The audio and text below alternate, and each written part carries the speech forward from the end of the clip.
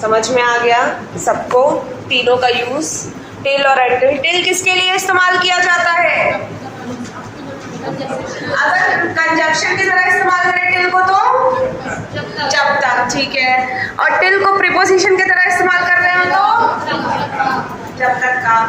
Until preposition और conjunction दोनों ही जब तक, ठीक है। अनलेस, इफ नॉट, ठीक है। एक चीज लिख लेंगे नोट करके,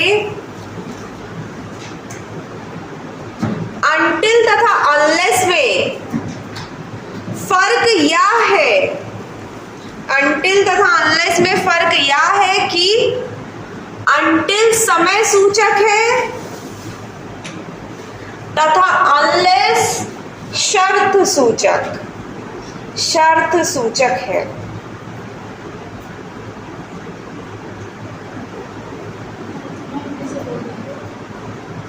अंटिल तथा अनलेस में फर्क यही है कि अंटिल समय सूचक है तथा अनलेस शर्त सूचक है। अंटिल तथा अनलेस के साथ प्रयुक्त क्लॉज में, उनके साथ जो क्लॉज लगता है, जो क्लॉज आता है, नॉट का प्रयोग नहीं होता है, नॉट का प्रयोग नहीं होता है, ठीक है। क्योंकि ये दोनों खुद में नेगेटिव मीनिंग देते हैं, लिख सकते हैं, वरना तो सबको पता ही है अंटिल और अनलेस दोनों नेगेटिव मीनिंग के होते हैं, नेगेटिव मीनिंग के, इसलिए नेगेटिव वर्ड नहीं होता है, नेगेटिव मीनिंग रखते हैं। एग्जाम्पल लिख लीजिए, I shall wait until slash till you कम।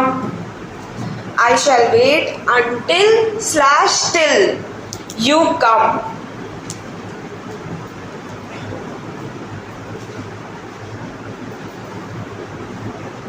ठीक है, unless का एक यूज लिख लेंगे, you should not waste your time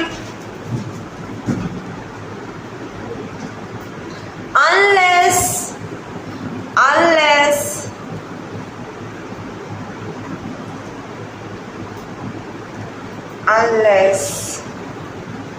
you are timid, unless you are timid, TIMID, timid मतलब टायर्ड, ठीक है। अब चलो when और while पे चलते हैं, इसको लिख लिए ना सब लोग, चलो when और while।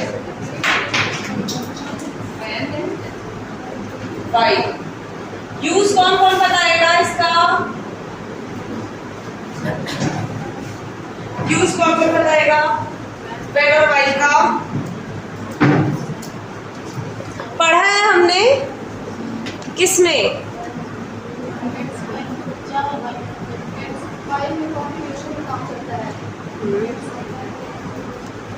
टेंस में पढ़ा हुआ है, ठीक है। क्या पढ़े थे हम? क्या पढ़े थे हम? दो एक्शन हो रहे होते हैं, ठीक है, तो क्या होता है?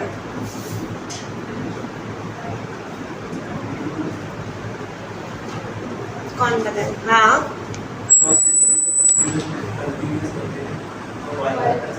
हाँ, दो एक्शंस कंटिन्यूअसली होते हैं। और व्हेन का प्रयोग कब करते हैं? व्हेन का प्रयोग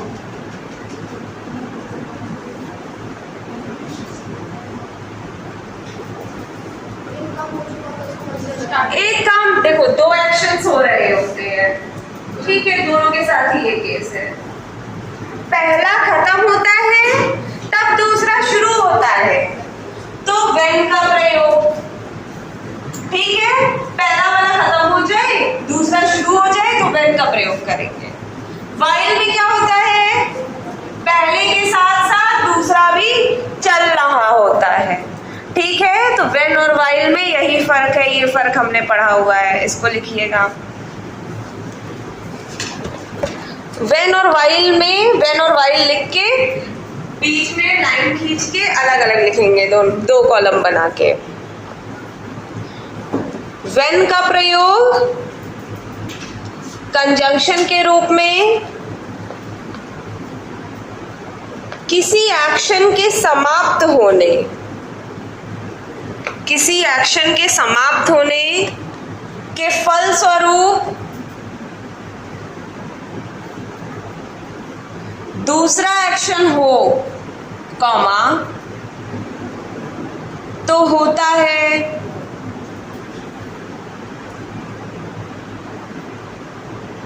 व्हाइल का प्रयोग कंजंक्शन के रूप में किसी एक्शन के समाप्त होने के फलस्वरूप दूसरा एक्शन हो तो होता है, ये तो लिख लिया। अब व्हाइल का लिखेंगे, व्हाइल का प्रयोग कंजंक्शन के रूप में एक ही समय में दो कार्य के साथ साथ होने का बोध कराने के लिए होता है।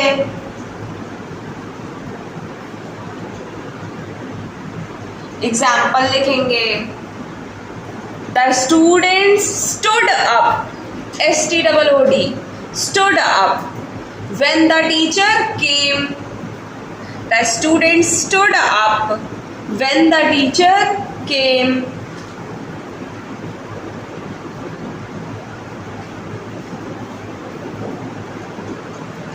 अब while का लिखेंगे, while I was watching TV, comma, while I was watching TV, comma, my mother was cooking. My mother was cooking. ठीक है, when while का कॉलम बनाया था उसी के साथ और लिखेंगे पॉइंट्स इसमें। when का प्रयोग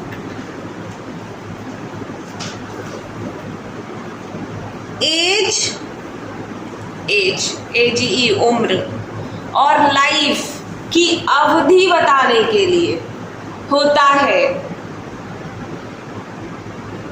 एज और लाइफ की अवधि बताने के लिए होता है।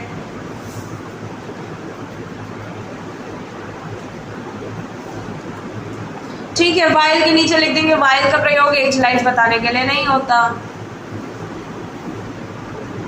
एग्जाम्पल लिख लेंगे, while का प्रयोग एज बताने के लिए नहीं होता।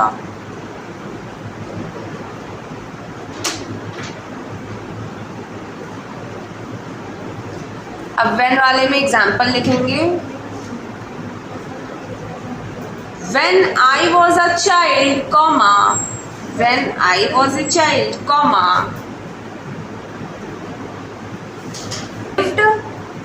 I lived, comma के बाद I lived in my village। Second point लिखेंगे, it plus was plus time expressing words के बाद प्रयुक्त क्लॉज के पहले when का प्रयोग होता है। it plus was plus time expressing words के बाद प्रयुक्त क्लॉज के पहले when का प्रयोग होता है। It was 10:30 when I returned. It was 10:30 when के नीचे when का प्रयोग जब तक ब्रैकेट में as long as के अर्थ में नहीं होता है, नहीं होता है।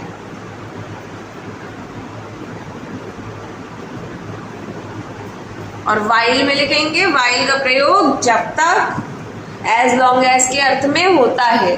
while का प्रयोग होता है as long as के अर्थ में। ठीक है, while there is life, comma, there is hope. while there is life, when का प्रयोग प्रीपोजिशन के बाद होता है, when का प्रयोग प्रीपोजिशन के बाद होता है और while का नहीं होता है।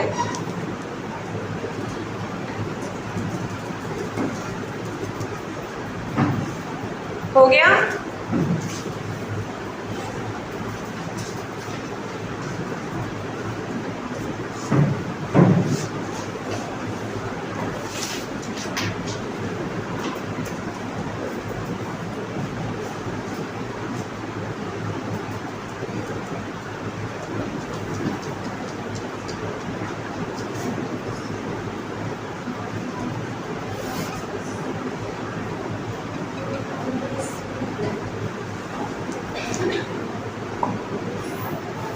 इस सेंटेंस को देखिएगा।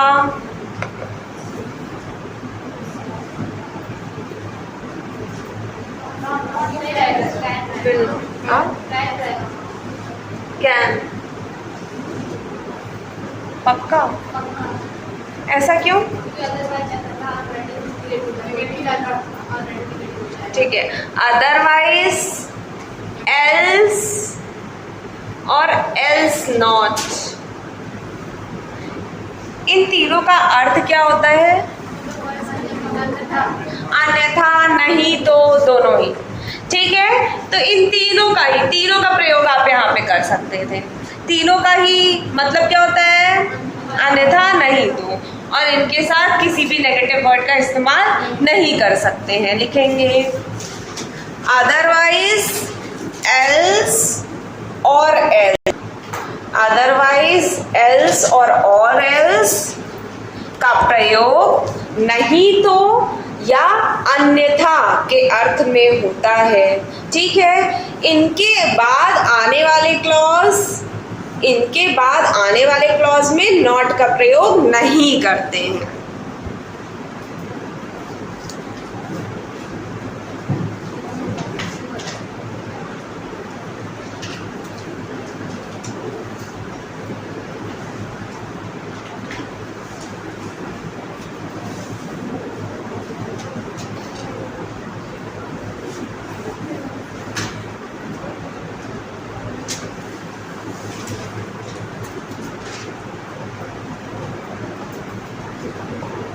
हो गया ये वाला। अब इस सेंटेंस को देखिएगा। कंजंक्शन कहाँ है? कंजंक्शन की बात चल रही है तो कंजंक्शन तो होना ही चाहिए। सेंस, ठीक है। चलो अब इस सेंटेंस को देखिएगा ध्यान से।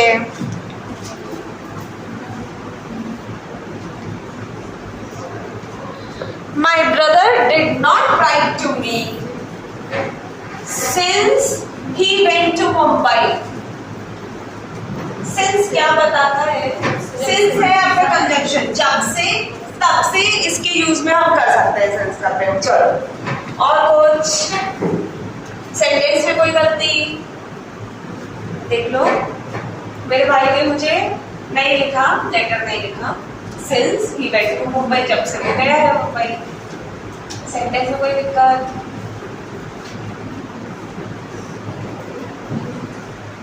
है?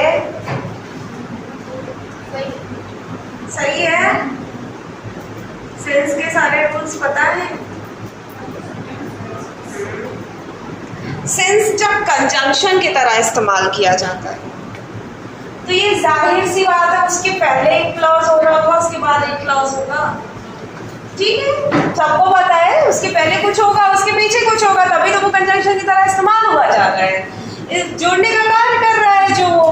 ठीक है, चलो तो सिंस के पहले जो क्लॉज आता है वो हमेशा प्रेजेंट परफेक्ट टेंस में होता है। ठीक, और सिंस के बाद में जो क्लॉज आता है वो सिंपल पास्ट में, पास्ट इंडेफिनिट में। तो इस सेंटेंस में देखेंगे सिंस के बाद वाला क्लॉज जो है वो पास्ट इंडेफिनिट में है, पर सिंस के पहले वाला क्लॉज कौन से टेंस में है? पास्ट इंडेफिनिट में। और कौन से होना चाहिए? प्रेजेंट परफेक्ट सेंटेंस सही करो। Has not written,